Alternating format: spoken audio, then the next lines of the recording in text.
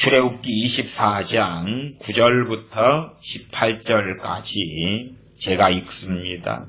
모세와 아론과 나답과 아비후와 이스라엘 장로 70인이 올라가서 이스라엘 하나님을 보니 그 발 아래에는 청옥을 편 듯하고 하늘같이 청명하더라. 하나님이 이스라엘의 존귀한 자들에게 손을 대지 아니하셨고 그들은 하나님을 보고 먹고 마셨더라. 여호와께서 모세에게 이르시되 너는 산에 올라 내게로 와서 거기 있으라. 너로 그들을 가르치려고 내가 율법과 계명을 친히 기록한 돌판을 내게 주리라. 모세가 그 종자 여호수아와 함께 일어나 하나님의 산으로 올라가며 장로들에게 이르되 너희는 여기서 우리가 너희에게로 돌아오기까지 기다리라.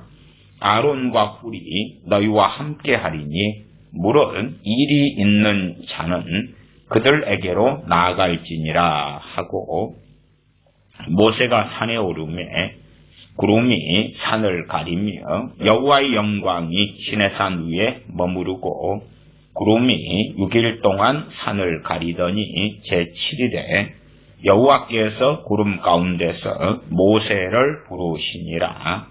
산 위에 여호와의 영광이 이스라엘 자손의 눈에 맹렬한 불같이 보였고 모세는 구름 속으로 들어가서 산 위에 올랐으며 40일 40야를 산에 있으니라. 아멘. 오늘 말씀의 주제는 기름 부음, 그 가운데 기름 부음을 통한 일확천금에 대한 말씀을 나누려고 합니다. 기름 부음을 통한 일확천금. 내게 하나님께서 기름만 부으시면, 하나님께서 나를 사도로 기름만 부으시면, 나를 선지자로 기름만 부으시면, 나를 대한민국의 혹은 미국의 대통령으로 기름만 부으시면, 나를 임명만 하시면, 내게 능력만 주시면, 그러면 나는 위대한 인물이 되리라. 무능력자인 나에게 하나님께서 임재하시고 기름만 부으시면 나는 유능한 사람, 능력 있는 사람, 대단한 사람이 될 것이다. 그러한 환각, 그러한 망상증에 대하여 살펴봅니다.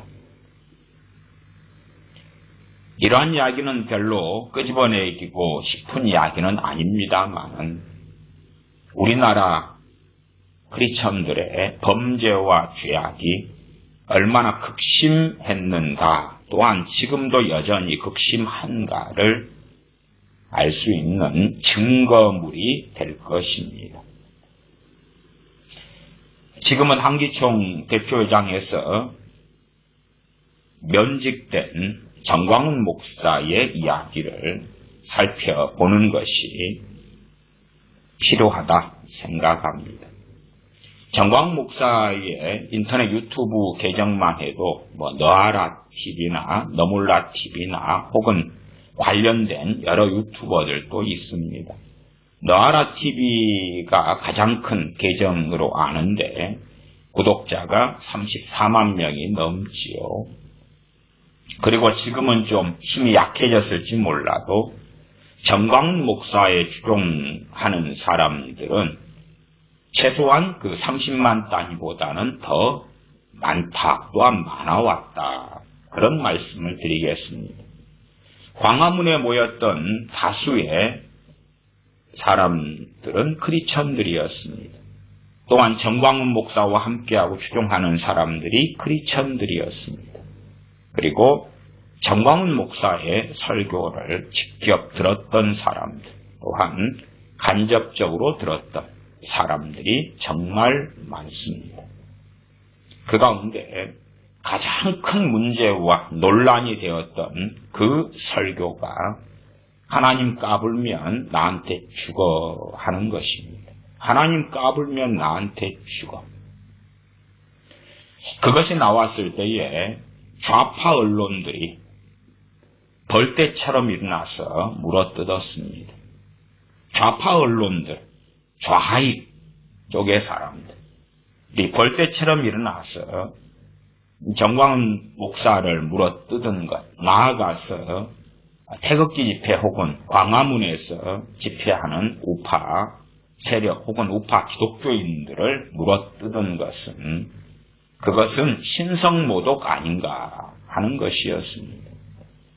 그러나 정광훈 목사를 추종하고 함께했던 광화문에 속했던 사람들의 대다수는 이건 신성모독이 아니다 하는 것입니다.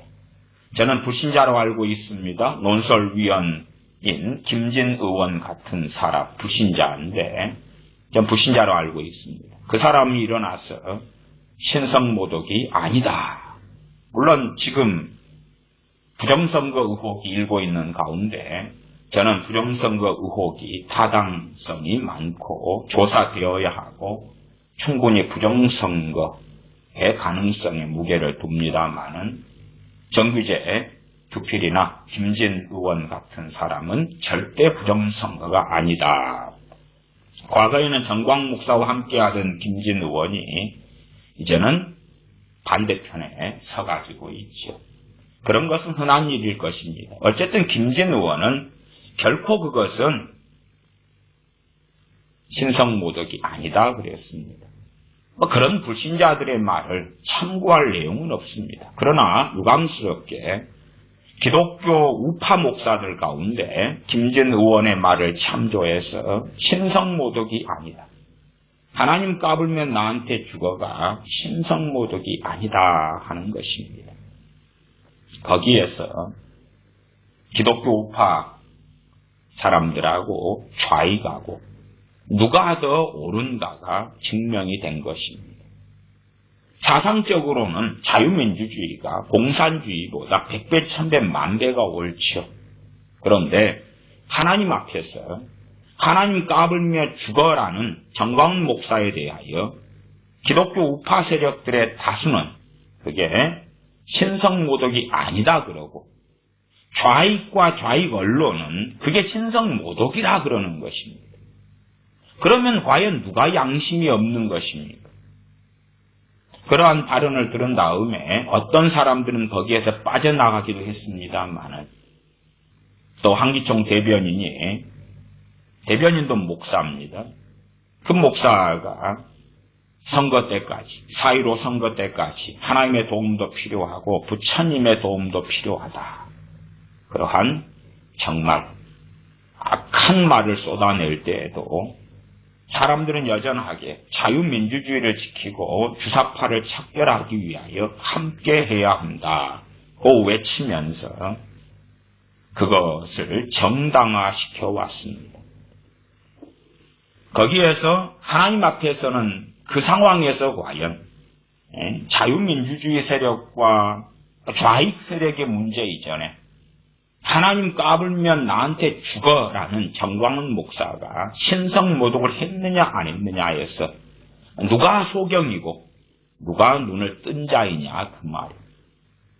좌파 언론이 대부분 당연하게 잘못 말하고 거짓 언론, 거짓 선동을 해왔지요. 그런데 하나님 까불면 나한테 죽어에서의 판단은 좌파 언론이 맞았느냐, 소위 경건하고 대한민국을 바로 세우기 원한다는 광화문 태극기 집회에 광화문 노상에서 데모했던, 거기에서 기도했던 그 기독교인들이 맞았느냐 하는 것입니다.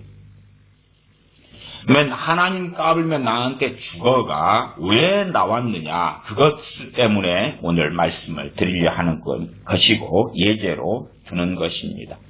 하나님 까불면 나한테 죽어의 앞뒤가 뭐가 있냐 그러면 하나님의 기름 부음이 있습니다.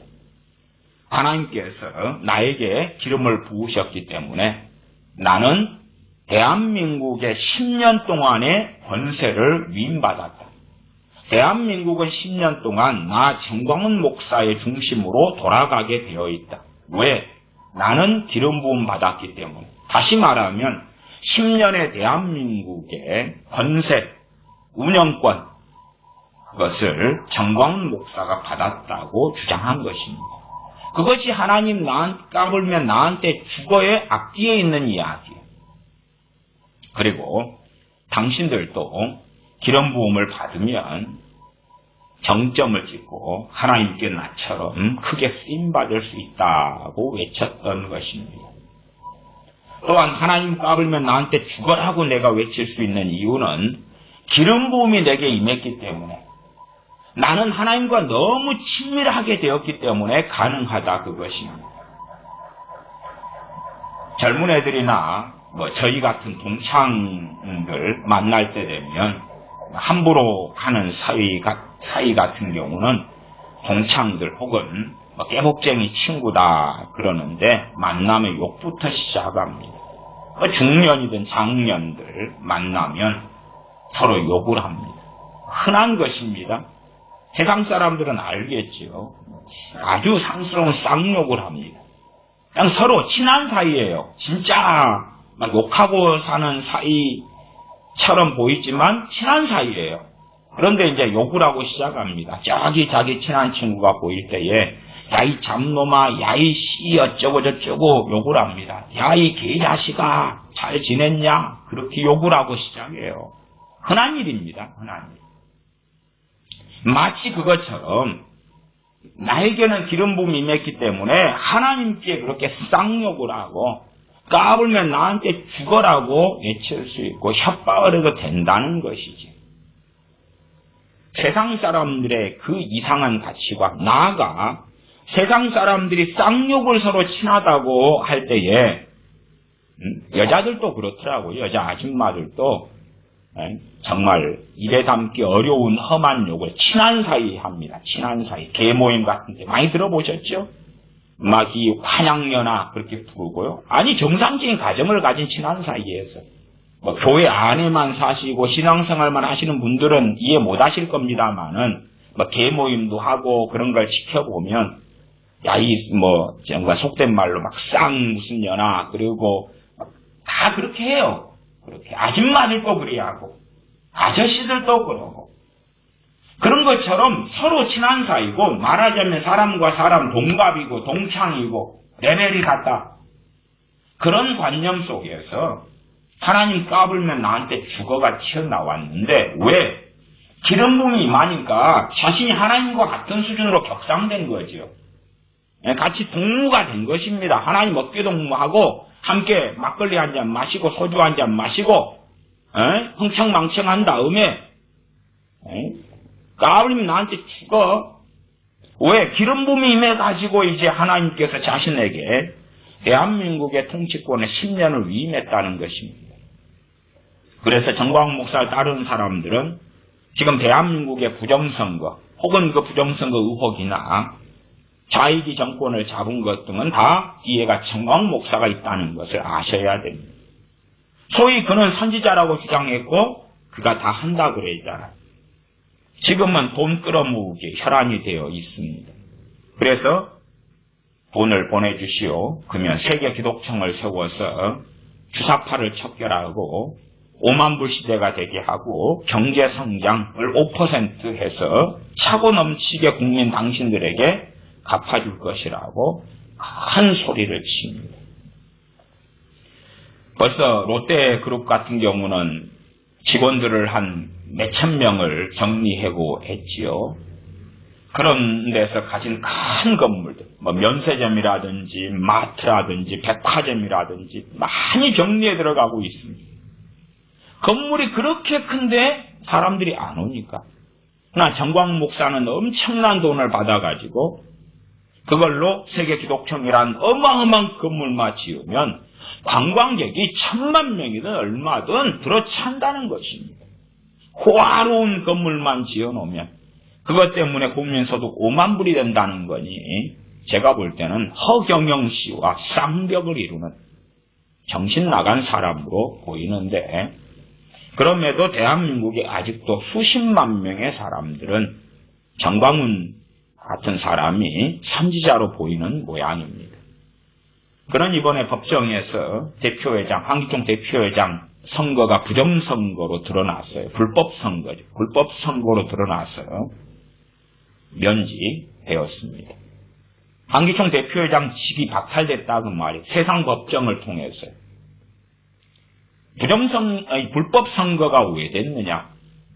그러면 자기 마음대로 거기에 참여하는, 선거에 참여할 수 있는 사람들의 직을 박탈시켰고, 그 다음에 사람을 동원해서, 사람은 누굽니까? 돈 주면 사는 용병들 고용해서 앞에 막아서 자기 반대 세력은 투표장에, 선거장에 들어오지 못하게 막았고, 그런 일들은 저 정광훈 씨 같은 경우는 자주 해왔던 짓입니다. 그 사람이 해왔던 대표적인 것은 록펠러의 11조. 록펠러의 11조. 록펠러와 록펠러 가문이 어떤 가문입니까? 아니면 11조 내면 록펠러 같은 가문을 세운다고요? 세워서 뭐하게? 그럼 마귀 집단을 세워서 뭐하게? 나아가 그 사람의 주된 레파토리 중에 하나가 기름부음이에요. 기름부음. 성경을 알자 세미나에 수천 명의 목사들, 선교사들 모아놓고 기름부음이 임하면 당신들도 나처럼 되고 정점을 찍어 인생의 최고점을 찍게 되는 거야. 기름부음이지. 그래서 그 기름부음을 통한 현혹과 미혹을 시키니까 기름부음만 받으면 하나님한테 까불면 나한테 죽어도 할 수 있고 기름부음만 받으면 그래서 기름부음에 대한 성경의 말씀을 보고자 한다 그 말이에요. 기름부음에 대한 말씀을 보면 될 거 아니에요. 보면 돼. 기름부음이 정말로 일확천금인가 아닌가를 보면 될 거 아니냐 그 말이에요. 여호수아는 흠결이 거의 없는 하나님의 사람입니다. 또한 여호수아는 기름부음을 받은 사람입니다. 신명기 마지막 34장에 보면 모세가 사역을 마무리할 때에 눈의 아들 여호수아에게 안수합니다. 안수하니 지혜의 신이 임하였다. 그렇게 말씀합니다. 조금 있다가 출애굽 24장을 볼 것이고요. 신명기 34장을 확인은 한번 하겠습니다. 마지막 34장이지요. 34장. 모세가 40년 사역하고 120살에 이제는 자신의 사역을 마무리하는 직전에 벌어진 일입니다. 신명기 34장 9절부터 제가 읽습니다. 모세가 8절을 읽으면 상황을 알겠지. 7절부터 보면 되겠네요. 모세의 죽을 때 나이 120세나 그 눈이 흐리지 아니하였고 기력이 쇠하지 아니하였더라. 이스라엘 자손이 모압 평지에서 애곡하는 기한이 맞도록 모세를 위하여 30일을 애곡하니라. 이게 마지막 임종 때의 장면이라는 것이 나와 있는 거지요. 34장 9절.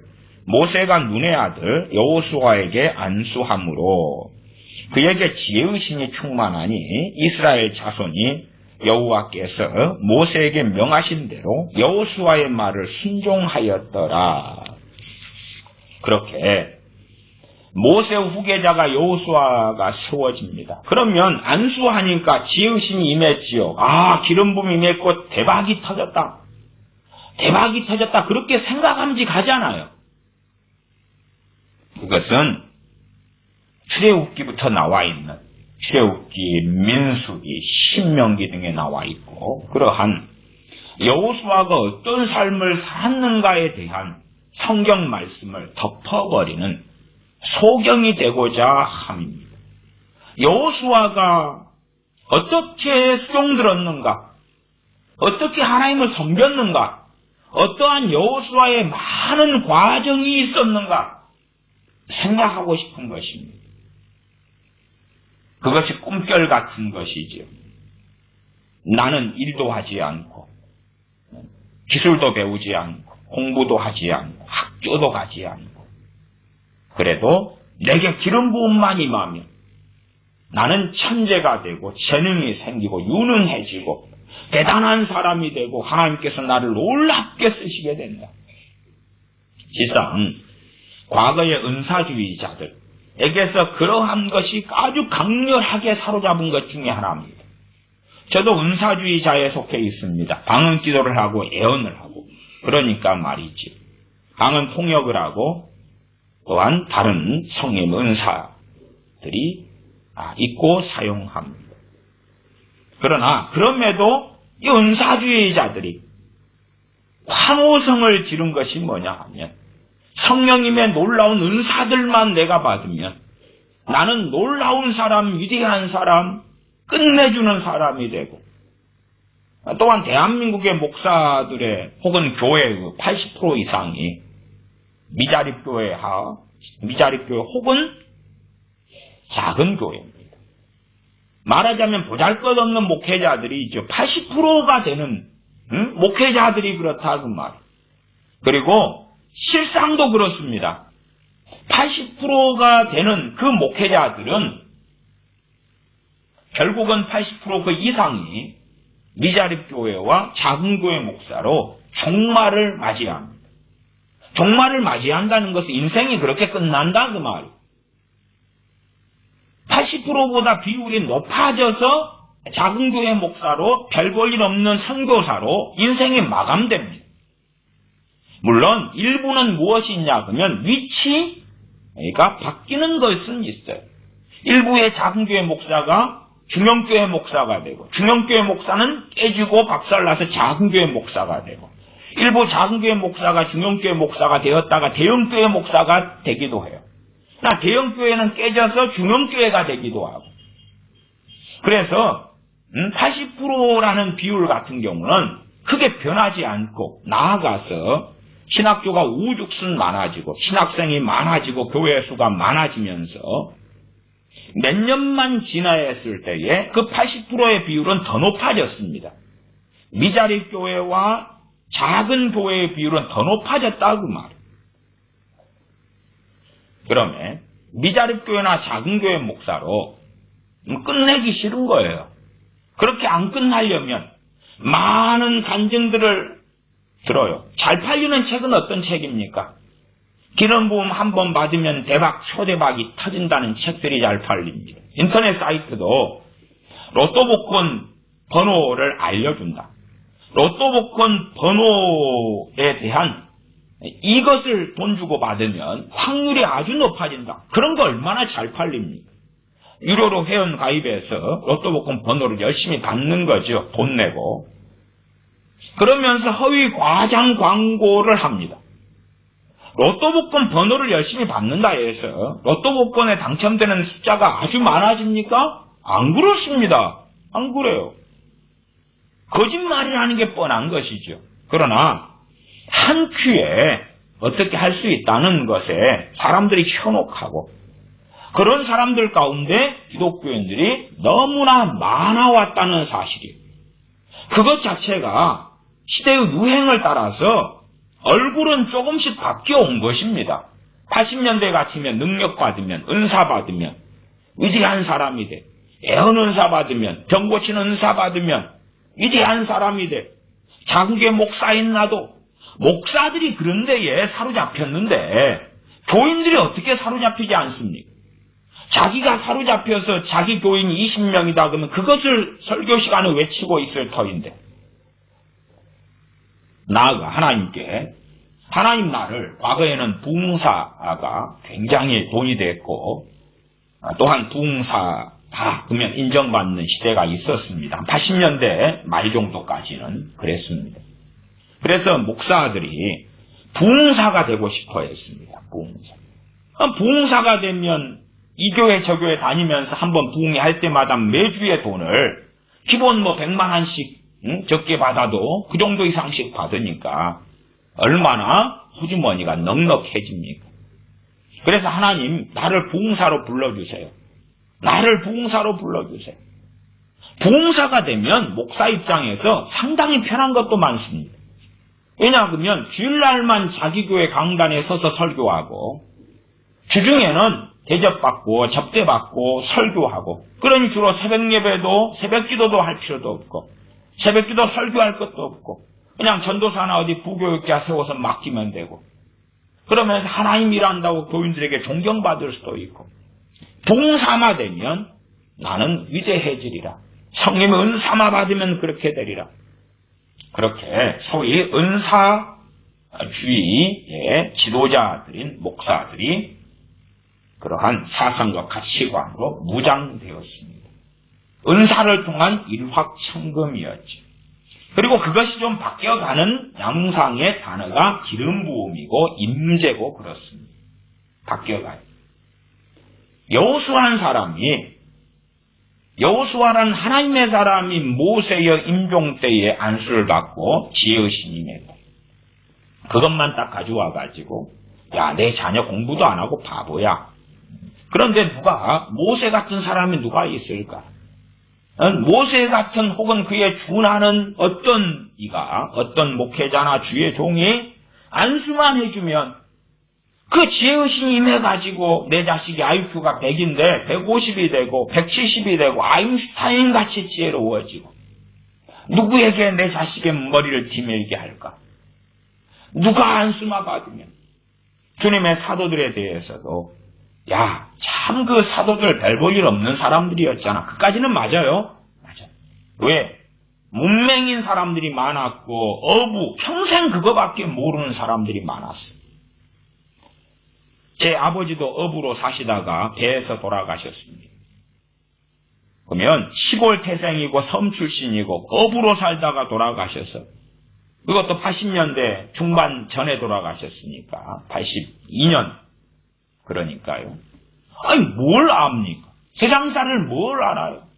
어릴 때부터 학교도 제대로 안 나왔고 나무 배에서 뱃일이나 하다가 어부로 나무 배 타다가 돌아가셨는데 그것보다 훨씬 더 무지하고 모르는 사람들이 주님의 제자들 사도들입니다. 그러니까 기대감은 커지죠.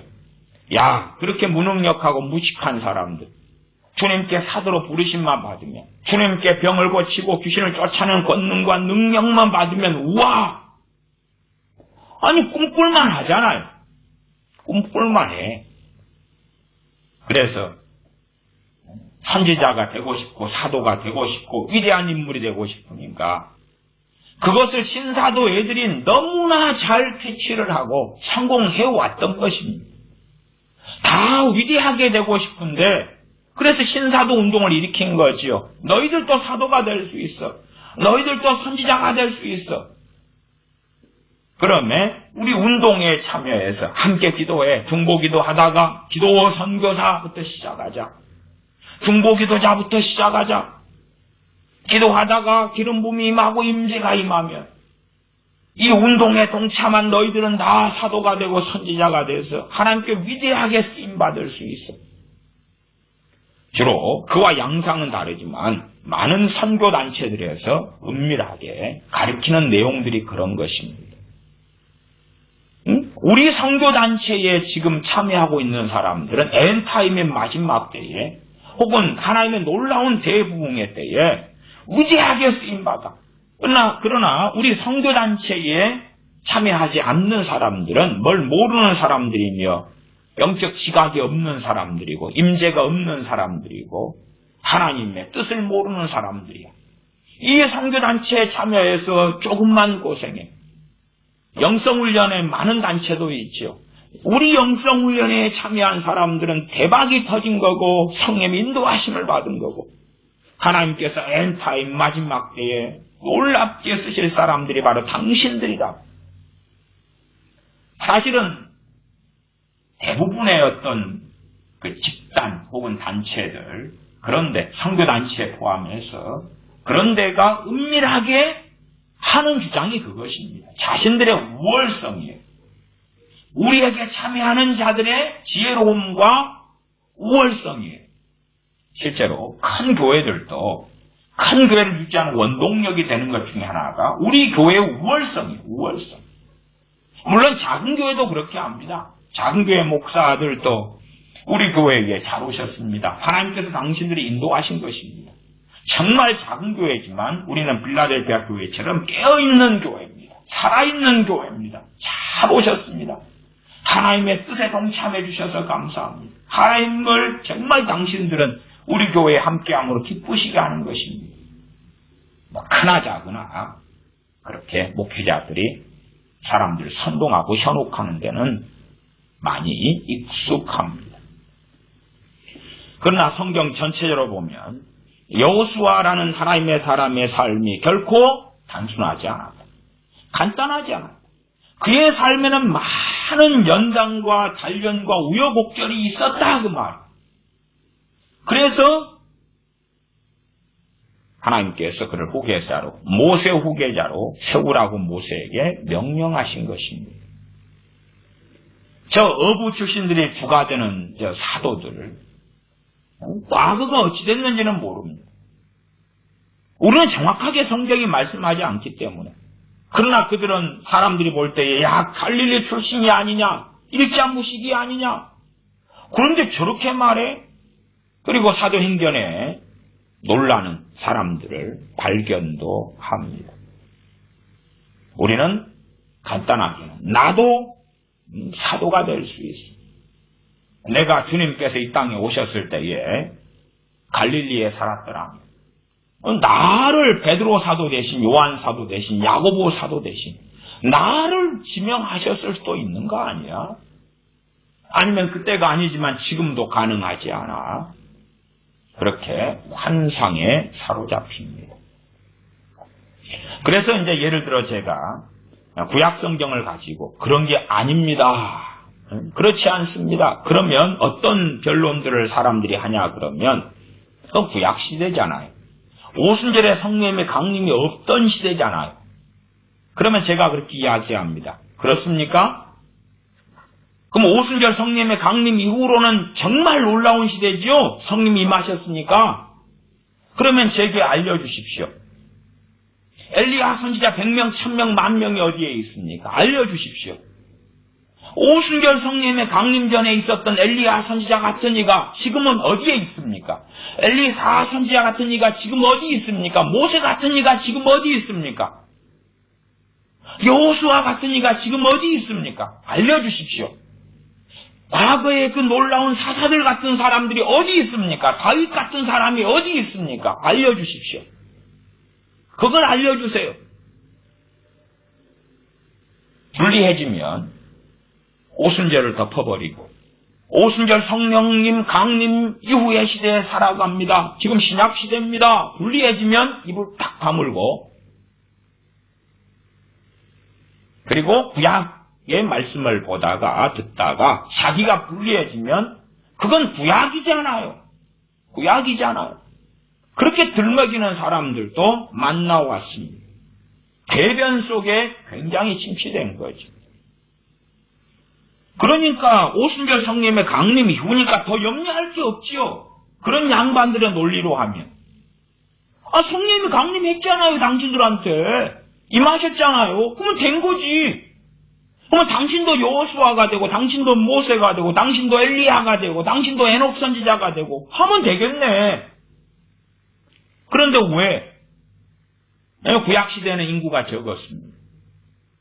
그 적은 사람들 가운데 하나님의 사람들이 곳곳에 등장하는데 당신들 가운데는 그런 사람 없네? 희귀하고 희소하고 찾기가 어렵네? 아니면 구약의 하나님의 사람들은 아예 뷔페를 차려놓고 했다면 당신들은 겨우 맛배기 하나 붕어빵이나 굽고 있네? 오순절 성령님이 강림하셨다면서 왜 그러는데? 소위 당신들의 주장대로 한다면 기름 부음이 했다면서 왜 그러는데? 임재에 대한 책들도 참 많이 판매되고 팔립니다. 왜냐하면 하나님의 임재가 임하면 짠짠짠한 변화되니까. 우리 집에 하나님의 임재가 임하면, 우리 교회 예배당에 하나님의 임재가 임하면, 최근에도 어떤 10,000명 되는 교회가 하나님의 임재가 우리 교회에 임했다고 주장해요. 그러면 이제 설교하는 목사의 논리로는 그 교회 예배당만 데려가면 변화되는 거예요. 멋지게 변화되는 거예요. 와, 놀라운 거지. 증명해봐. 없지요. 없지. 말뿐인 거지. 그러나 말뿐인 것도 교인들은 너무 좋아하고 현혹되고 환호하는 것입니다. 그런 것이 그 큰 교회의 유지 비결이지. 유지 비결. 뻥치는 것. 정광훈 목사 같은 사람이 광화문에 일어나서 기름 부음이 내게 임했다. 그래서 나는 하나님과 너무 친한 사이가 되었고, 그래서 하나님 까불면 나한테 죽어도 너무 친밀하기 때문에, 나는 동창을 만나서 너무 친밀하기 때문에 이 개잡놈아 잘 지냈냐? 나는 내 여자 동창 만나서 너무 친밀하기 때문에 야, 이 개잡년아 잘 지냈냐? 저는 그런 인사 많이 들었습니다. 저가 직접 들은 건 아니고 주고받는 걸 많이 보고 들었습니다. 저는 제 동창들도 저에게는 그렇게 말 안 합니다. 아니, 제가 목사기 때문에 안 하냐고요? 아니요. 중학교, 고등학교 때 동창들도 저한테는 그렇게 안 합니다. 저는 그렇게 하는 사람들 친구로 두지도 않고 가까이 하지도 않고, 그리고 고등학교 때도 최소한 고2, 고3 때는 기도하고 성경 보고 전도하는 삶을 친구들은 다 알기 때문에, 제가 목사 되어서 동창회 20년 만에 갔을 때도 너가 목사 될 줄 알았다고. 그리고 동창들도 저를 만나서 목사님 그러지요. 야, 이 잡놈아, 그런 사람은 없어요. 당연히 대학 동창들도 마찬가지죠. 누가 그렇게 말합니까? 군대에 있어서 군종병들, 제가 군종병으로 지냈고 제 아래에 군종병들을 많이 데리고 있었습니다. 제가 군종병들의 가장 높은 부대 군종병이었기 때문에. 군종병이든지 병사들 가운데도 저보다 계급이 높은 병사들도 많았습니다. 높은 병사들은 저보다 군대를 먼저 전역을 하죠. 전역하면 저한테 이렇게 편지 보냅니다.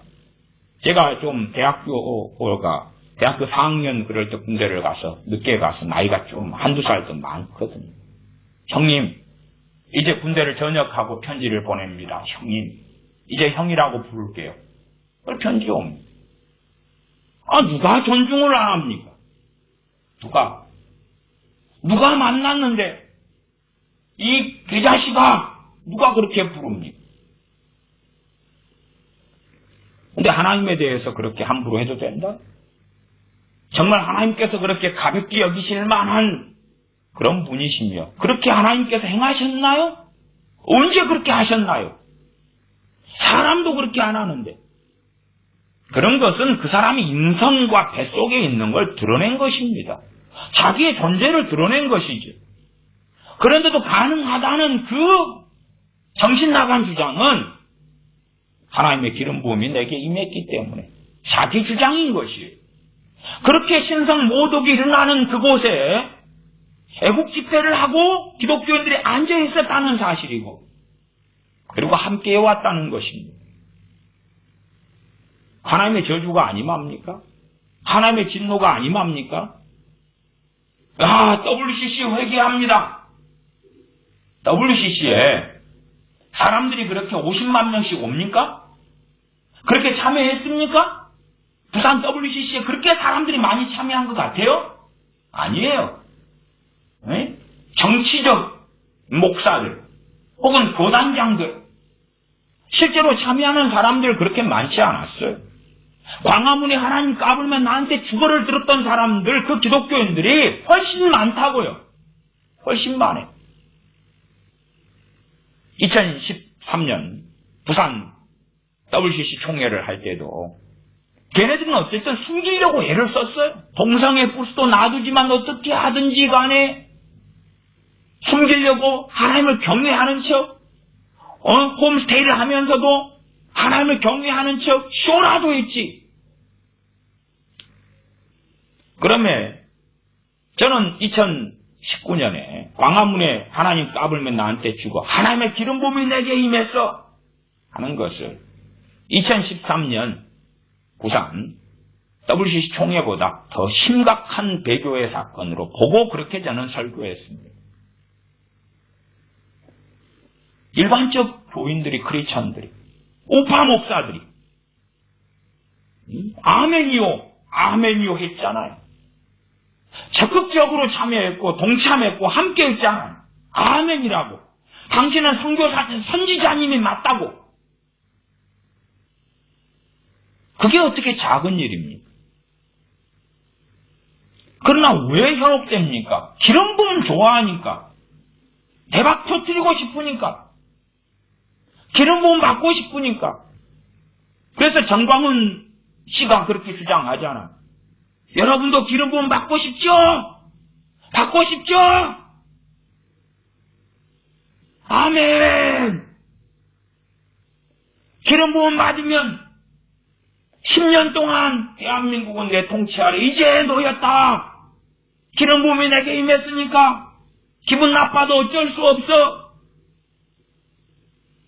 그러면 정광훈 10년 다음에 또 다른 사람이 기름 부음 받으면 또 몇 년 하겠네. 기름 부음이 약하면 한 1년 하고 반년 하고 기름 부음 세면 5년도 하고 10년도 하고 20년도 하겠죠. 기름 부음 받아. 응? 기독교인 대한민국에 1000만 명 있잖아요. 기름 부음 받으면 한 사람의 대한민국 통치 1년씩만 받아도 1000만 년 가겠네.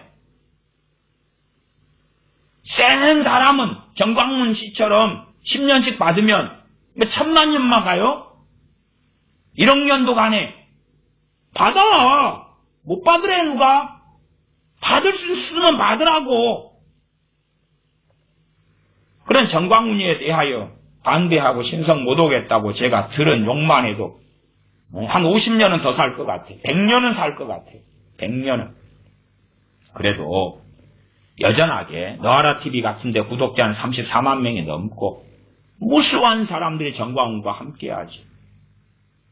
이번에 사랑제일교회 그거 이제 헐어버린다고 했을 때도 기독교 박해라니 뭐라느니 막 그러죠. 그러나 그 교회의 값어치가 한 80억짜리인데 정광훈 목사는 500억 넘게 달라 그러잖아요. 그 탐욕과 욕심을 부리는 것은 숨기는 거예요. 숨겨. 왜 그건 숨겨?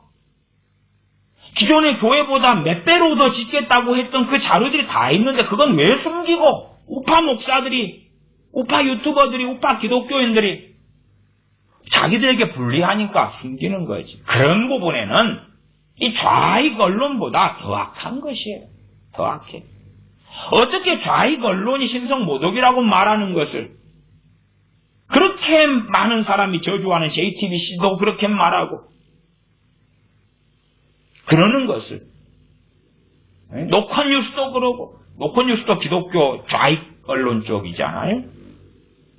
그런 판국인데 아니 하나님을 경외한다는 소위 우파 기독교인들은 신성모독 아니라네.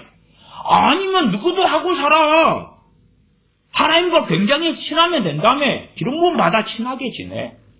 그리고 어떤 저주가 어떤 재앙이 많은가 두고 보자고. 여호수아의 인생과 삶이 성경에 적나라하게 나왔잖아. 자, 그러면 일단 여호수아로 생각하면 여호수아가 처음부터 기름 부음 받았나요? 안 그랬지요. 엘리사 선지자로 이야기한다면 엘리사 선지자가 언제 기름 부음 받습니까? 처음부터 받는 게 아니잖아요. 나아가서 갑절의 영감을 처음부터 받습니까? 갑절의 영감은 엘리야 선지자 승천할 때예요. 승천할 때. 내내 엘리야 선지자의 시종으로 그의 제자로 선지생도로 그의 수제자로 함께하다가 엘리야 선지자 사역 마치고 승천할 때잖아요. 또한 이 여호수아도 수십 년을 모세와 함께하다가 그의 사역과 인생이 마감될 때단 말이에요. 그러면 그 중간에 수십 년의 인고의 시간들과 수고의 시간들, 연단의 시간들은 어디다가 집어 던져버리냐고 말이에요. 디모데도 마찬가지입니다. 디모데는 사도 바울의 영적 아들 위치, 제자의 위치, 그러면서 주의 종이고 감독과 장로를 세울 수 있는 그 권세를 위임받은 하나님의 사람이 그냥 젊은 청년이 아니에요. 그런데 성경의 빌립보서 같은 데 뭐라 말씀합니까? 너희가 디모데 연단을 안 하니 디모데전서 2장 22절에 빌립보서죠. 빌립보서 2장 22절을 봐보겠습니다. 빌립보서 2장 22절 제가 읽어봅니다. 좀 더 위로 올라가서 읽어볼까요? 21절부터 저희가 다 자기 일을 구하고 그리스도 예수님의 일을 구하지 아니하되. 사도 바울 주변에 함께 있던 많은 사람들이, 많은 크리스천들이 고난을 당하기 싫고 환난을 당하기 싫으니까 주님의 일하면 복이 오는 게 아니라 주님의 일을 하면 고난이 오고 환난이 오니까 지금은 당신들이 주님의 일하면 복을 받습니다라고 목사들이 강단에서 주장하잖아요. 주님의 일을 하면 환난과 고난이 닥치니까 누구처럼요? 사도 바울처럼. 누구처럼? 주님의 사도들처럼. 그러니까 주님 믿는 타이틀은 유지하는데 자기 일을 구한다고 막 자기 일을. 저희가 다 자기 일을 구하고 그리스도 예수님의 일을 구하지 아니하되 디모데 연단을 너희가 안 하니 자식이 아비에게 함같이 나와 함께 복음을 위하여 수고하였느니라. 나와 함께. 디모데 연단을 안 해. 연단이 무엇입니까? 옛날 대장간으로 하면 망치지. 쇳덩어리를 망치라고 뚫는 거예요. 모양 만들 때 사람으로 한다면 얼마나 고통스럽겠어요. 그런 과정들을 디모데는 겪고 지난 거예요. 디모데 같은 경우는 당연하게 오순절 이후의 인물 아닙니까? 또한 디모데의 많은 헌신 수고, 사도 바울이 갈 수 없는 곳은 디모데를 다 보냈지요. 네? 함께 하였죠. 어릴 때부터 그의 어머니와 그의 외조모 로이스와 유니게의 신앙과 믿음을 본받고, 또한 어려서부터 성경을 알았나니 그러잖아요. 누가요? 디모데가. 디모데에 대하여 기름 부음 한 번 받으니까 마약 중독자였던 디모데가, 알코올 중독자였던 디모데가, 노숙자였던 디모데가 기름 부음 한 번 받으니까 성경이 다 입력돼 버리고, 그런 사람에게 안수 한 번 하니까 변화돼 가지고 사도 바울의 영적 아들 되고 주의 종이 되고, 정말 거짓말 팽배합니다. 저는 많은 간증들의 이면 이야기를 어느 정도는 압니다. 그러나 차마 이야기를 안 하기도 해요. 왜? 그걸 증명하려면 이제 더 그냥 추접한 이야기들을 꺼내야 되고, 굳이 저는 그런 의인이 될 필요는 없으니까. 지나치게 의인이 되지 말라, 그 이야기예요. 성경에 의인 되지 말란 이야기가 아니라 내가 세상의 정의를 내가 세워보겠다. 하나님의 사람들 그렇게 간단하지 않습니다. 하나님께서 최고로 겸손한 사람 하나 뽑아서 왕으로, 이스라엘 첫 왕으로 세우셨는데 사울입니다. 사울 왕이 사무엘 선지자 만나서 기름 부음 받고 나올 때에, 그때에 성령이 임하셔서 새 사람이 됩니다. 그러나 그는 불순종하고 패역하고 또한 잘못된 길을 걸어가고 하나님께 버림을 받습니다. 한번 기름 부음 받으니까 끝납니까? 그런 게 어디 있습니까? 그러나 저같이 목사나 선교사들은 이 기름 부음 너무 좋아해요. 너무 좋아합니다. 기름 부음을 다른 말로 그렇게도 바꾸기도 합니다. 이제 바꿨을 때에 안수 받았다. 기름 부음은 대부분 사무엘 선지자가 예를 들어서 사울이나 다윗에게 기름을 부었습니다. 진짜로 기름 부은 거죠. 그것을 지금 말로 하면 임명입니다. 임명이에요. 그러면 제가 목사로 과거에 안수를 받았습니다. 목사 임명식을 한 거죠. 그걸 임직식이라 그럽니다. 그러면 소위 보통 크리스천들은 목사로 안수 받고 임명이죠. 임명 받았습니까? 안 받았습니까? 안 받았잖아요. 선교사로, 저는 총회 선교사로 파송되었습니다마는, 그래서 선교사 파송증이나 임명이나 또 선교사 파송되면서 제 중심으로 해서 교단이 선교 노회를 따로 이렇게 만들어서 주시고 했습니다. 그런데 그러면은 다른 사람보다는 소위 특별하잖아요. 교인이, 크리스천들이 10명 있다 그러면 거기에 한 명이 목사가 돼도 한 명만 목사 안수를 받은 거 아니에요. 특별한 거죠. 10명이 다, 크리스천 100%가 다 목사 안수 받았으면 목사 안수 특별한 게 아니게 되는데, 몇 명 가운데 혹은 100명 가운데 하나인 나만 신학교를 나왔고, 하나인 나만 목사 안수를 받았고, 선교사로 임명받았고, 나 특별하잖아. 그렇기 때문에 목사들 같은 경우는 그 목사 안수에 특별한 의미를 부여합니다. 목사 안수에 특별한 의미를 부여해요. 그렇게 해야지만이 자신이 특별한 사람이 되거든요.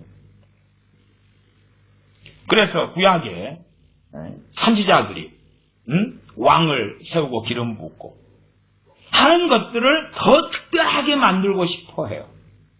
그러면 구약의 왕들이 대제사장들에 의해서나 선지자들에 의해서 기름 부음을 받았는데 이스라엘의 왕들이나 혹은 남유다나 북왕국 이스라엘 왕 가운데 특별한 사람이 얼마나 있었습니까? 기름 부음 받으면 다 특별해지면 특별한 왕들은 얼마나 있었냐 그 말이에요. 당연하게 결론은 다수가 아니라 소수였다는 거죠. 소수. 그러면 최소한 기름 부음만 받는다고 임명된다고 안수 받는다고 결코 되는 게 아니지. 세상 비유는 그렇게 이야기하겠습니다. 사범대 같은 또 교원대 같은 데를 졸업한 사람들은 이제 임용고시를 준비합니다. 임용고시를. 준비를 해가지고 임용고시 합격하면 교사가 되지. 교사가 되기 때문에 교사가 되었다. 다 끝납니까? 시작이잖아. 사울이 왕으로 기름 부음 받습니다. 그러면 끝납니까? 이제 시작이잖아요.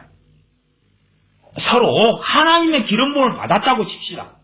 끝인가요? 시작인가요? 시작이죠. 그 다음에 계산해야지. 기름 부음 받은 다음에 그게 끝이 아니고 시작이니까 계산해야죠.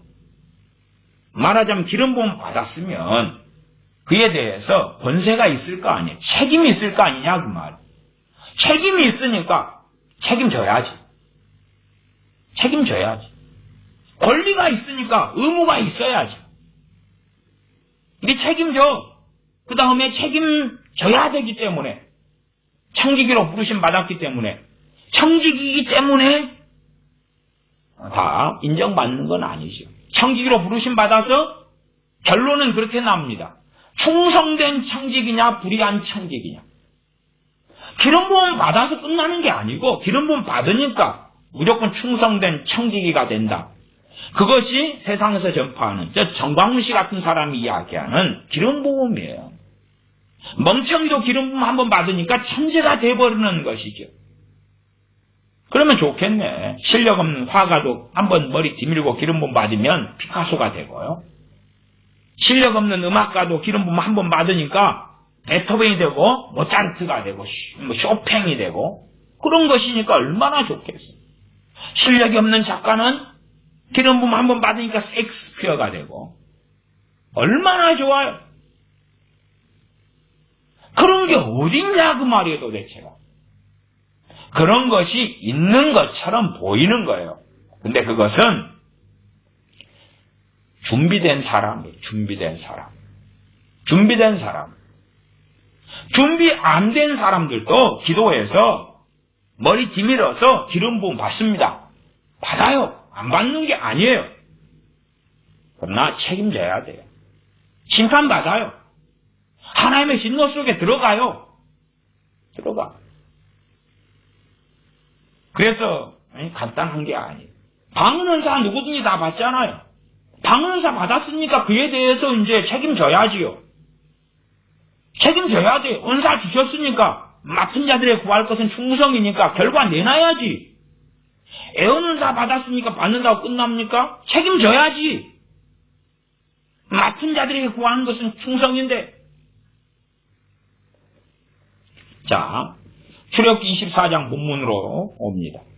본문으로 오면 특별한 사람들이 등장하지요. 24장 9절부터 제가 읽었습니다. 모세와 아론과 나답과 아비후와 이스라엘 장로 70인이 올라가서 하나님의 이 임재와 영광에 거합니다. 놀랍지요. 이런 것을, 자, 우리는 오순절 이후의 크리스천입니다.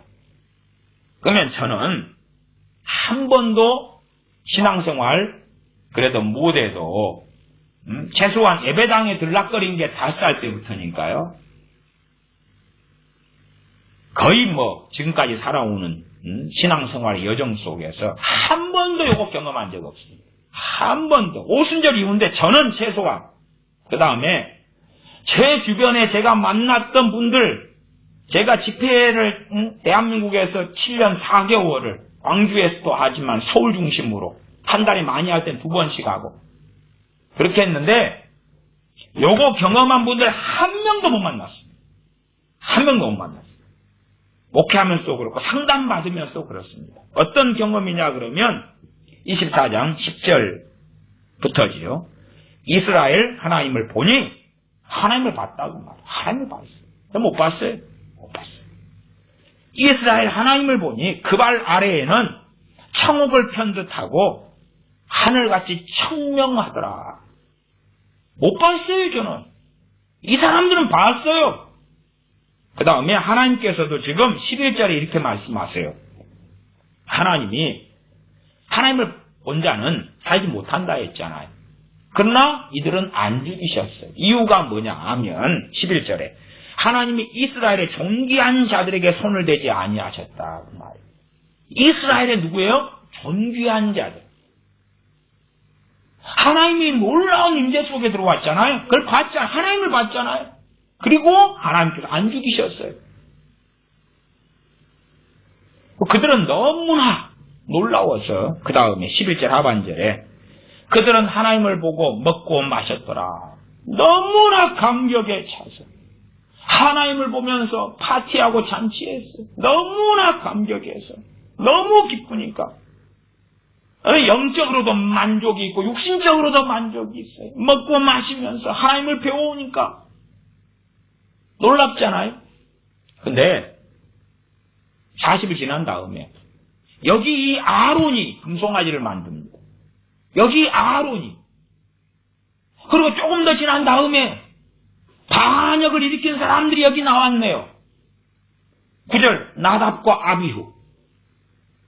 나답과 아비후는 아론의 자식들 아닙니까? 다른 부를 드리죠. 다른 부를. 하나님 앞에서 이 임재와 영광을 보았는데 우리가 생각할 때는 일확천금에 와야 될 거 아니에요. 여기에도 당연히 여호수아가 있었습니다. 여호수아가 기름 부음 받기 전이죠. 여호수아는 어떻게 하냐 그러면 금송아지 만들 때 그와 함께 하지 않았습니다. 왜냐하면 모세와 함께 40일을 이 시내산에서 머물러 있었기 때문에 그렇죠. 40일을 머물러 있어요. 12절부터 봐봅니다. 여호와께서 모세에게 이르시되 너는 산에 올라 내게로 와서 거기 있으라. 너로 그들을 가르치려고 내가 율법과 계명을 친히 기록한 돌판을 내게 주리라. 우리 생각에는 그러면 율법과 계명을 친히 기록한 돌판은 당연히 10계명이죠. 그걸 줄 것이다. 그러면 이제 딴딴딴 가면 하나님 여기 있다. 가라. 예. 그러면 끝나는데 그렇게 간단하지 않아요. 간단하지 않은 것이 13절부터 보면 모세가 그 종자 여호수아와 함께 일어나 하나님의 산으로 올라가서 여호수아도 함께 갑니다. 여호수아도 모세처럼 40일을 머물러 있어요. 뭐 하면서요? 굶으면서 14절 장로들에게 이르되 너희는 여기서 우리가 너희에게로 돌아오기까지 기다리라. 이들이 기다렸을 것 같아요? 택도 없지요. 아론과 훌이 너희와 함께하리니 무릇 일이 있는 자는 그들에게로 나아갈지니라 하고 백성들이 나아갔어요. 모세 죽었는갑다고. 아론이 그래? 너희들 그러면 금골이나 금반지 가져와봐. 그걸로 여호와 만들어줄게. 금송아지 만들어서 여호와로라. 우리를 애굽에서 인도해내신 여호와로라. 아론이 하잖아요. 아론이 얼마 전에 하나님 만났는데 40일 뒤에는 금송아지 만들잖아요. 여호와라고. 놀랍지 않으세요? 하나님을 봤는데? 임재를 경험했는데? 정말 지금 시대에는 쓰레기 같은 책들이요, 신앙서적들이 베스트셀러가 됩니다. 성경은 안 좋아해요. 성경은 안 좋아해요. 그 환상을 집어넣어주지 않거든요. 그런데요, 이 쓰레기 같은 신앙서적들은 너무 좋아요. 너무 좋아. 제가 최근에도 간증에 열광하는 지금 세대의 교회 이야기를 했잖아요. 간증. 성경보다도 그냥 강사가 어젯밤에 기도하는데 가브리엘 천사가 찾아와서 오늘 길을 걷는데 아주 강렬한 기름 부음이 임해서 내일 이런 설교를 해라 왔습니다. 이 설교를 듣는 여러분은 대박입니다. 그리고 내용이 없어. 알맹이가 없어. 내가 10년 전에 이런 일이 있었단 말입니다. 지난번에 내가 안수했더니 무슨 일이 벌어지고 내가 중보기도 해줬더니 빚 5억 졌던 사람이 5억이 다 갚아지면서 제게 감사하다고 5천만 원을 보내왔지 뭡니까? 여러분도 그런 용돈을 받아라. 그런 걸 좋아하는 거예요. 하나님 말씀은 이제 관심 없는 시대예요. 간증이 좋지. 간증 집회하면 사람들이 소위 구름대와 벌떼처럼 보이고요.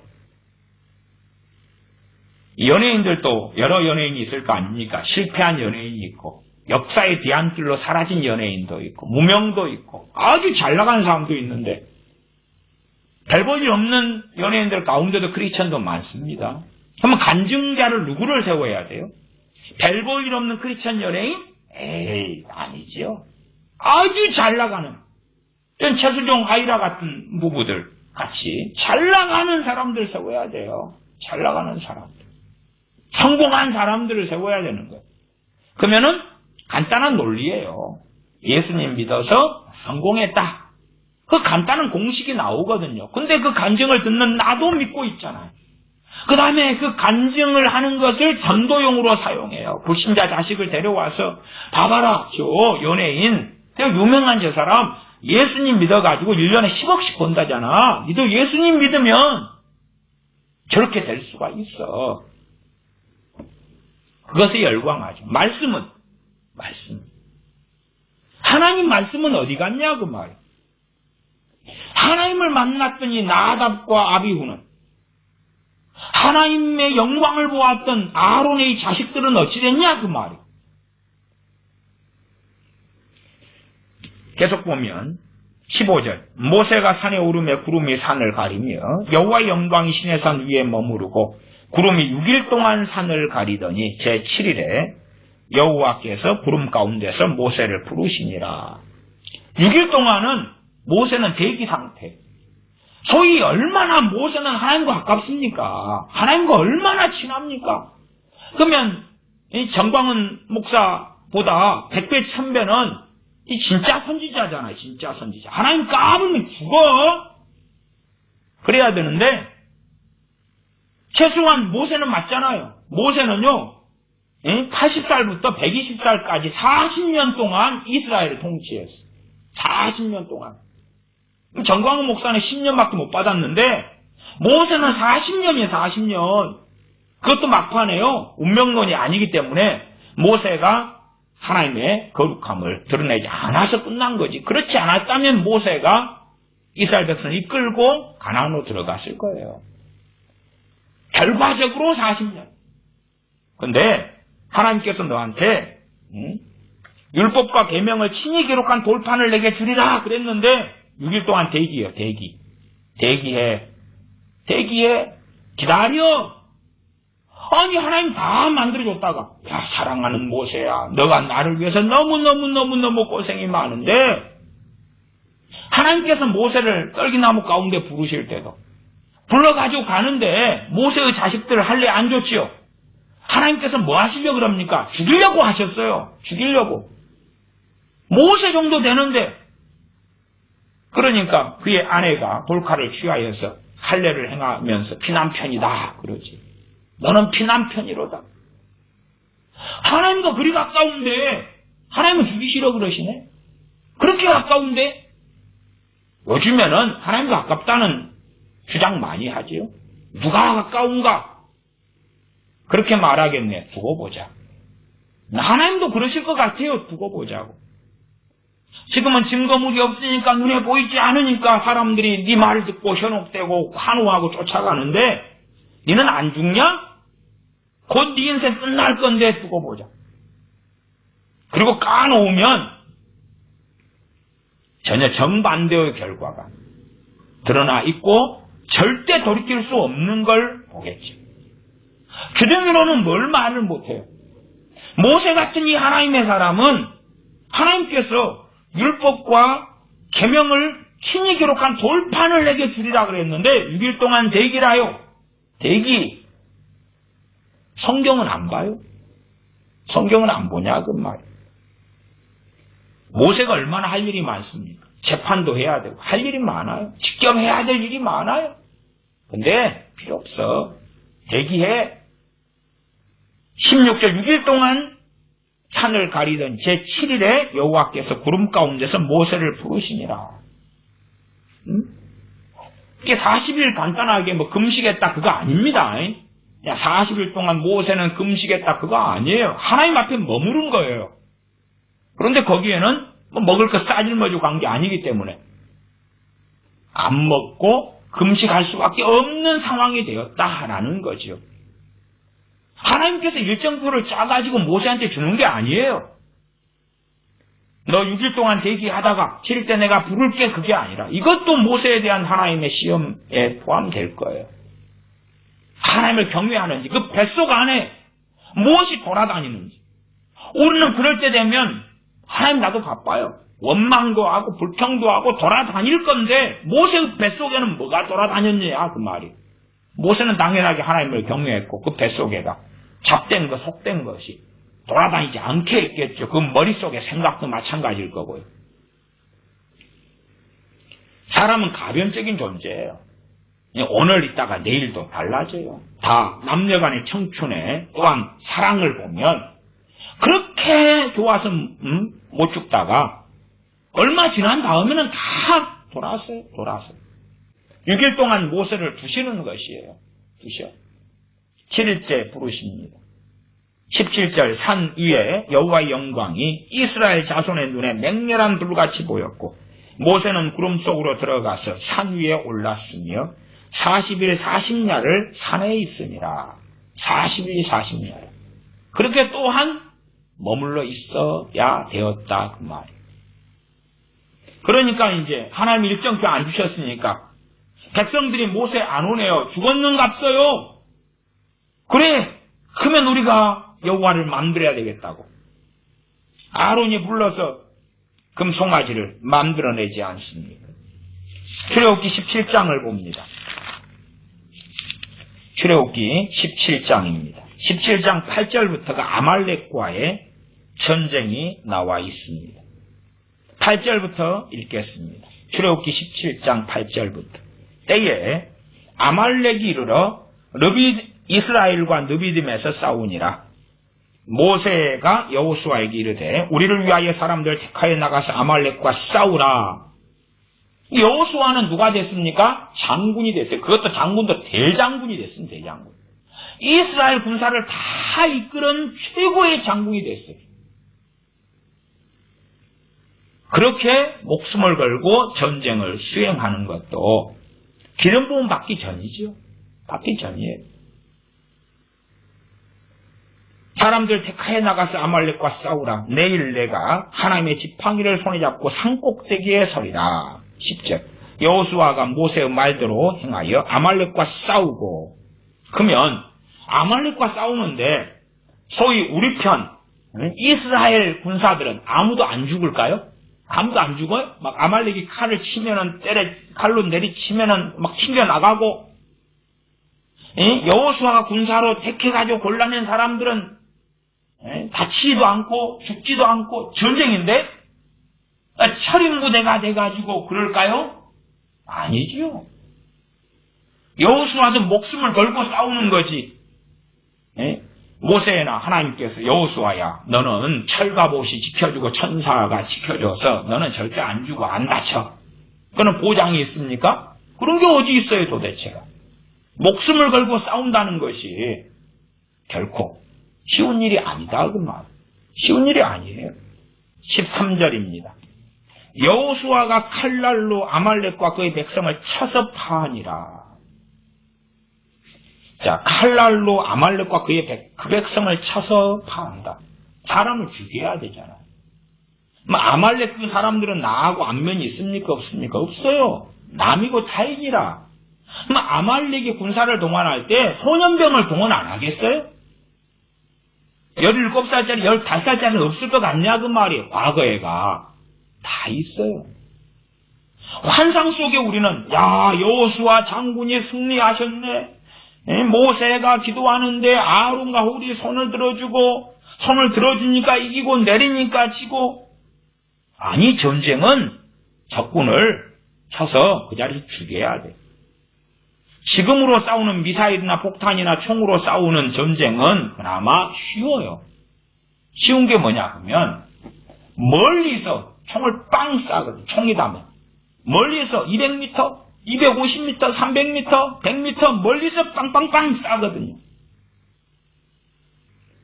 그래서 그 참혹함은 덜하지요. 우리가 치킨을 돈 주고 사 먹어요.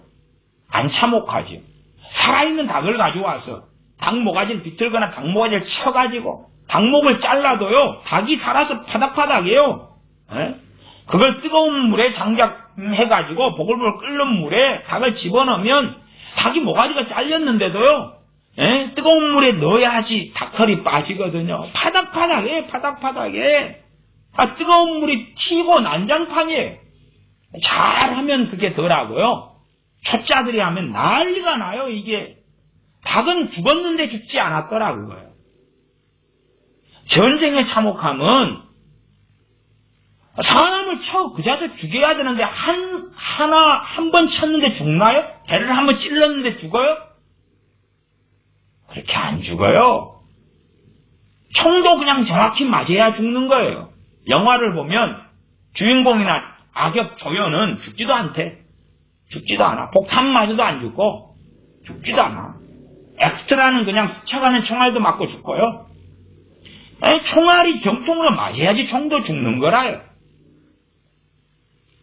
전쟁의 참상을 모르니까 이것을 갖다가 우리의 문제가 있는데 우리가 손을 들면 중보기도야 이것은. 그러면 우리의 문제가 해결되는 거야. 우리의 돈 문제가, 건강 문제가, 자식이 문제 속썩이는 것이 손을 들고 함께 아론과 훌이 잡고 모세가 기도하면 해결되는 거야. 역사적 이야기를 그렇게 바꾸기 좋아하지. 아니, 내가 모세입니까? 내가 아론과 훌이면 모세가 있어야지. 그냥 내가 그냥 지팡이 들고 이렇게 손잡고 기도하면 해결되는 거예요. 내가 모세라? 내가 여호수아인가? 아니잖아요. 그런데 내가 마치 영화 보면서 주인공인 것처럼, 드라마 보면서 주인공인 것처럼 내가 모세인 것처럼 착각합니다. 모세가 어디 있는데? 여호수아가 어디 있는데? 전쟁통에서 벌어진 일이란 말이야. 전쟁통에서 여호수아가 칼을 들어서 아말렉과 그 백성을 쳐서 파하니라. 죽여야 되는 거예요. 개인적인 이해관계도 없어. 원한진 것도 없어요. 개인적으로 말이에요. 개인적으로. 아말렉과는 원한관계인데 개인적으로는 아니잖아요. 그 다음에 그것도 아말렉 왕 같은 악한 자들이 결정할 문제가 많지. 북한과 전쟁을 해야 된다면 김정은이 결정한 것에 북한 군인이 이제 젊은 애들 19살, 18살 애들이 이제 나하고 총질을 해야 된다. 죽여야 되는 거예요. 내가 살기 위해서는. 내 나라가 살기 위해서는 죽여야 되지. 나아가서요. 이 여호수아는 명령권자입니다. 명령권자예요. 최고의 명령권자는 당연히 하나님이고 그 밑에 모세지만 이제 전쟁터에서는 전쟁의 총사령관이에요. 사령관이면서 칼을 드는 장수단 말이에요. 그것이 여호수아라는 하나님의 사람의 삶이에요. 언제요? 기름 부음 받기 전에 안수받아 지혜의 신이 임하니라. 성령님께서 지혜로 그에게 임하시기 전에 그가 살아왔던 삶의 여정이에요.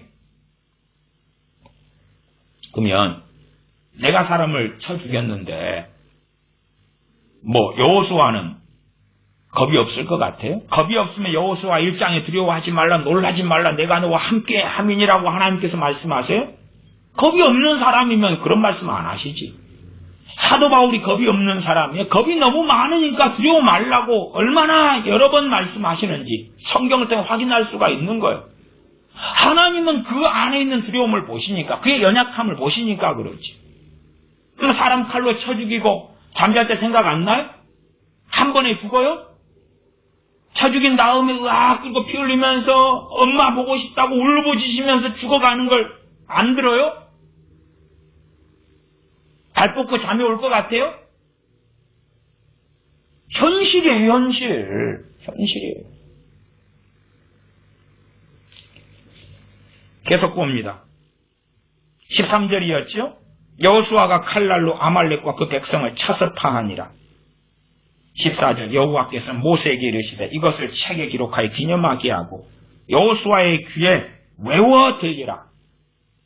안수에서 끝나는 게 아니고 모세도요, 여호수아를 후계자로 이미 하나님이 세우셨기 때문에, 이미 작정하셨기 때문에 책에 기록해가지고 여호수아의 귀에 외워서 들리게 해라. 언제까지겠어요? 여호수아가 달달달달 외울 때까지지.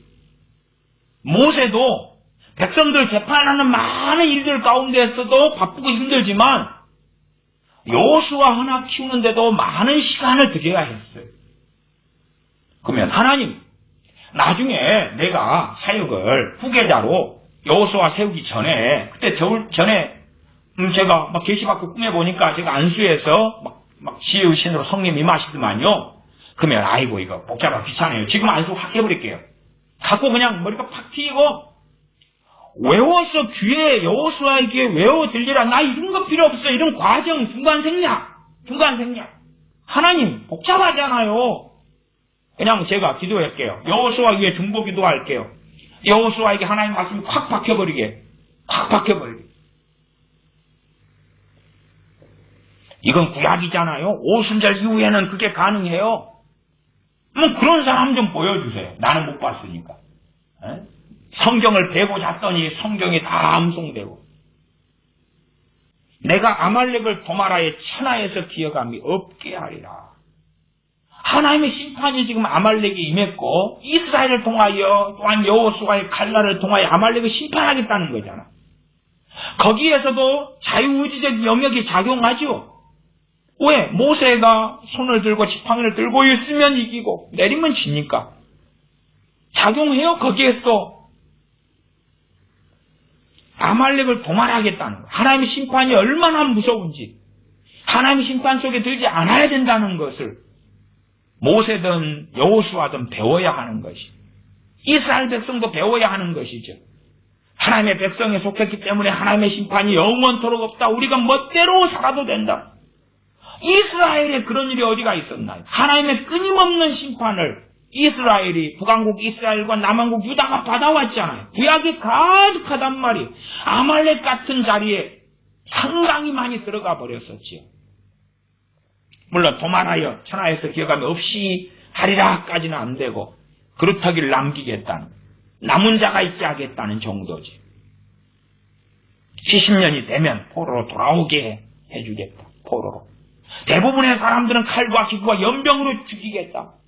그렇게 말씀하셨지. 그리고 행하셨지요. 우리가 좋아하는 말씀, 여호와 니시가 있습니다. 15절. 모세가 단을 쌓고 그 이름을 여호와 니시라 하고, 가로되 여호와께서 맹세하시기를 여호와가 아말렉으로 더불어 대대로 싸우리라 하셨다 하였더라. 이건 전쟁의 상황이, 전쟁의 상황. 피가 흘리고 죽어나가고, 아군의 이스라엘 젊은이들도 얼마 죽어나가고 장애인이 되고, 그 비극적인 상황, 전쟁에서 이기고 지는 상황에서 아무도 안 다칠 수가 있어요? 어디 줄다리기 하는 거예요? 줄다리기는 그렇잖아요. 누가 이기고 지고 끌려갔다 끌려왔다가. 간혹 가다가는요, 청팀 백팀 나누어 줄다리기 하다가도 끌려가면서 다치더라고요. 다쳐. 근데 여기도 마찬가지 아닙니까? 12절에 보면,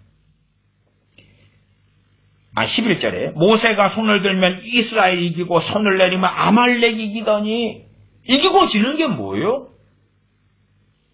적군을 우리가 많이 죽이느냐? 적군이 우리를 많이 죽이느냐? 우리가 도망가느냐? 적이 도망가느냐? 이기고 지는 상황이 여기서 나오잖아요. 죽고 죽이는 상황이지. 민수기 13장을 보겠습니다. 민수기 13장은 우리가 가나안 정탐꾼의 이야기가 나와 있지요.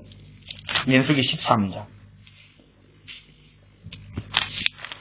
이 가나안 12정탐꾼 가운데에서도 당연하게 여호수아가 들어가 있습니다. 13장 1절부터 봅니다. 여호와께서 모세에게 일러가라을 때 사람을 보내어 내가 이스라엘 자손에게 주는 가나안 땅을 탐지하게 하되 그 종족의 각 지파 중에서 족장된 자 한 사람씩 보내라.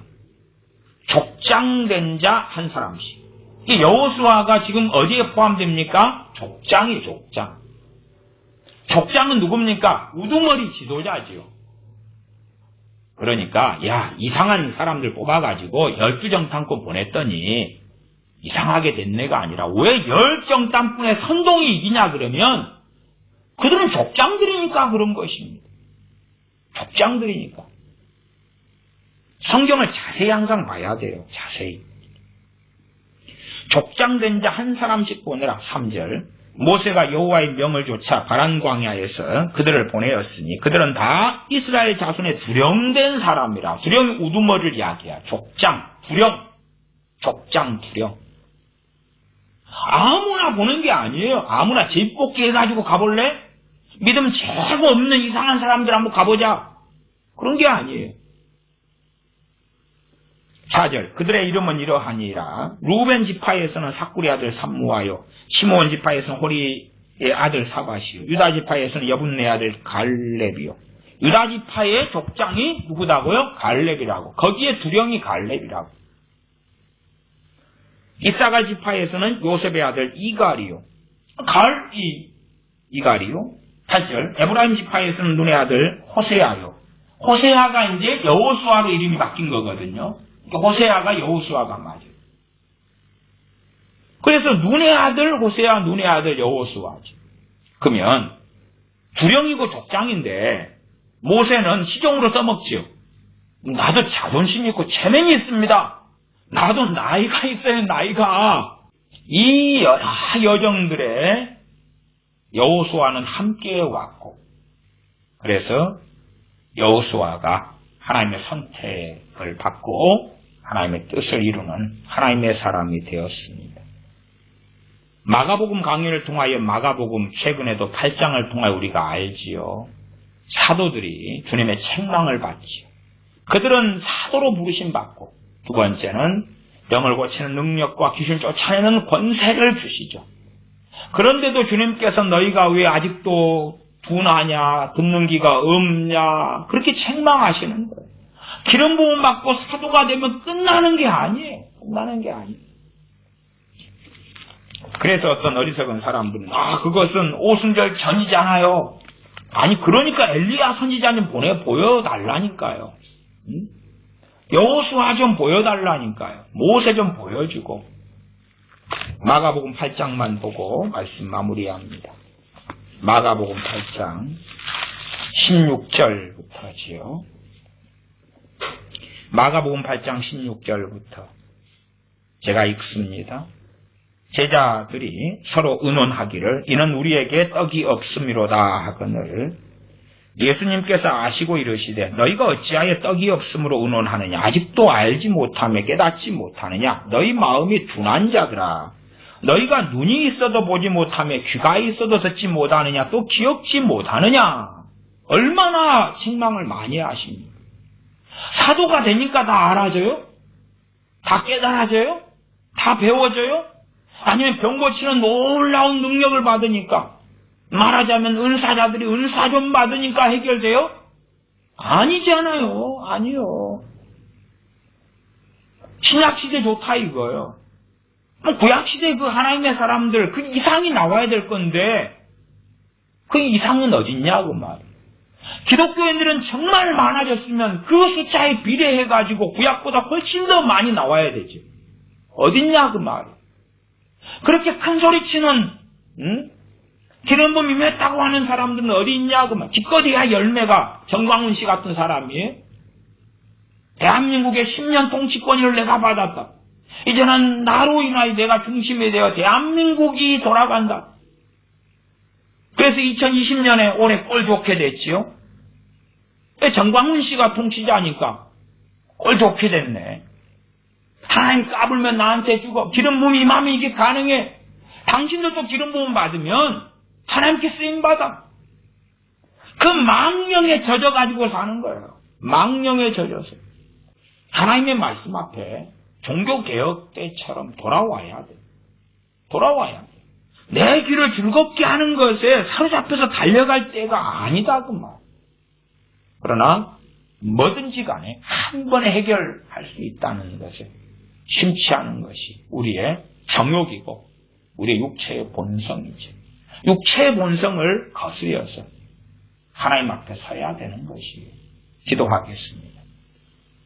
아버지 하나님, 우리가 쉽게 망령된 자들, 하나님을 우롱하고 조롱하는 자들이 되면서도 하나님을 경외합니다. 하나님과 가깝습니다. 사랑합니다. 하는 위선 속에 들어갑니다. 하나님의 말씀을 팽개쳐 버린 채에 어떠한 계시들, 어떠한 음성들, 꿈과 환상과 자신의 감동과 자신의 주장들로 마음과 생각과 입술을 채웁니다. 그렇게 하면서 하나님을 경외하는 사람이냐 서로서로 얼굴에 금칠을 해주기가 바쁘게 되었습니다. 그러나 우리의 완악함과 교만함과 하나님 말씀을 버림을 고백하며 회개하온즉 넋이 나가며 소경되며 정신이 나간 사람들에서 정신을 차리는 사람들이 되어져 가길 은혜를 주시옵소서. 우리 주 예수님의 이름으로 기도하옵나이다. 아멘.